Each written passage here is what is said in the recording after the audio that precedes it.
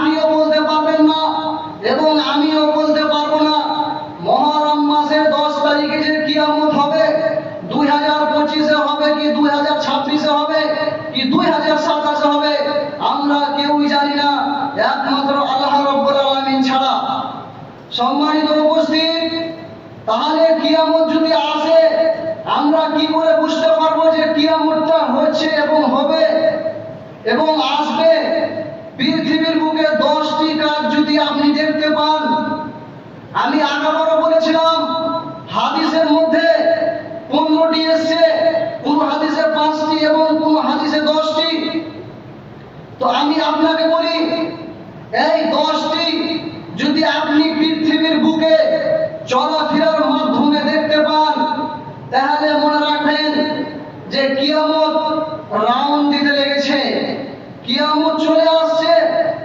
যায়েদ রাদিয়াল্লাহু তাআলা আনহু উনি একটি নৌকাতে অনেক বড় নদী পার হচ্ছে, নদী পার হতে হতে ঝড়ের মুখে পড়ে তার নৌকার দিশা হারিয়ে সে একটা দ্বীপে যে ধাক্কা লেগে তার জ্ঞান ফিরে।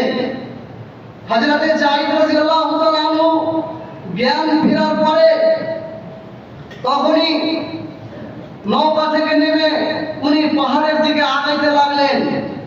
পাহাড়ের দিকে আগাইতে আগাইতে একজন ব্যক্তিকে দেখতে পারলেন, ওর শরীরে এবং দেহের ভিতরে অনেক বড় বড় চুল রয়েছে, অনেক বড় বড় গায়ের চুল রুম রয়েছে। সেই লোকটাকে জিজ্ঞাসা করলে যে তুমি কে? তখন উনি বললেন, যায়েদ রাদিয়াল্লাহু তাআলা বললেন যে আমি এই এলাকাতে থাকি এবং এই জঙ্গলে বসবাস করি। সেই লোকটি তখন বললেন যায়েদকে, তুমি একটু আগিয়ে দিকে আগিয়ে যাও, একটু তুমি আগা দিকে আগিয়ে যাও, একটু তুমি পাহাড়ের গভীর দিকে চলে যাও, তাহলে তুমি দাজ্জালকে দেখতে পাবে। সে যখন যায়েদ রাদিয়াল্লাহু তাআলা আনহু যখন সেই দাজ্জালের কাছে যায়, তখন দাজ্জাল তাকে বলছে পৃথিবীর বুকে কেমন কি ঘটনা চলছে। তখন যায়েদ রাদিয়াল্লাহু তাআলা আনহুকে জিজ্ঞাসা করছেন দাজ্জাল, কি জিজ্ঞাসা করছেন? ফোরাত নদী কি শুকিয়েছে? যেটা হচ্ছে ফোরাত নদী, সেই নদী কি শুকিয়েছে? সেই নদী শুকিয়ে গেলে আমি এখান থেকে চলে যাব, আল্লাহ আমার শক্তি এবং ক্ষমতা দিয়ে দিবেন। যখনই ওই ফোরাত নদী নিয়ে এই পৃথিবীর মানুষ সোনার পাহাড় নিয়ে মারামারি কাটাকাটি করবে, সেই দিন আল্লাহ আমাকে ছাড় দিবে এবং আমি সেই পাহাড় থেকে সেই দুনিয়ার বুকে যে আগমন করব। আমি একটা কথা বলেছিলাম, আব্দু খান মানে ধোঁয়া, ধোঁয়াটা আমাদের জীবনের বুকে চলে এসেছে। আর যেটা হচ্ছে মেন ধোঁয়া, সেই কিন্তু কিয়ামতের দিন আসবে এবং যেগুলা রাউন্ড ধোঁয়া সেগুলা কিন্তু জমিনের বুকে চলছে এবং আমরা চালাচ্ছি এবং দেখছি। আল্লাহ রাব্বুল আলামিন কি 10টার কথা বলেছেন? জমিনের বুকে অর্থাৎ পৃথিবীর বুকে কি 10টা জিনিস ঘটলে কিয়ামত আসবে এবং কিয়ামত হবে।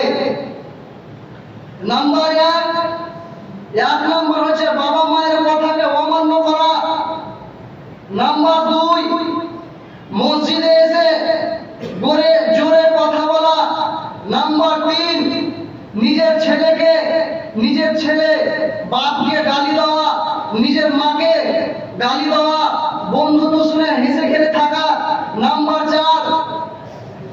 4 হচ্ছে রাস্তাঘাটে যাওয়ার সময় গীবত করা। নাম্বার 5 হচ্ছে ছেলেকে দিনের শিক্ষা না দিয়ে বেদিন শিক্ষা দেওয়া। নাম্বার 5 হচ্ছে অন্যায়ের কথা অন্যকে লাগা। নাম্বার 6 হচ্ছে এই জমিনের বুকে যারা বেবিচার করে। কারা বেবিচার করে?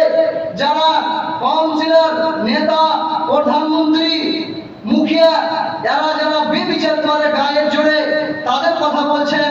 নাম্বার 6 তারা বাইতুল ফান্ডের মালকে ভক্ষণ করছে, একজনের মাল এসে আরেকজনের ভক্ষণ করছে। নাম্বার 7 যেখানে জোরে কথা বলার জায়গা, সেই জায়গায় কথা না বলে মসজিদে এসে জোর গলায় কথা বলছে। জি, এই জিনিসগুলো হচ্ছে আমাদের মধ্যে, এই জিনিসগুলো যখন আমাদের মধ্যে বেশি চলতে থাকবে তখনই আপনি মনে রাখবেন কি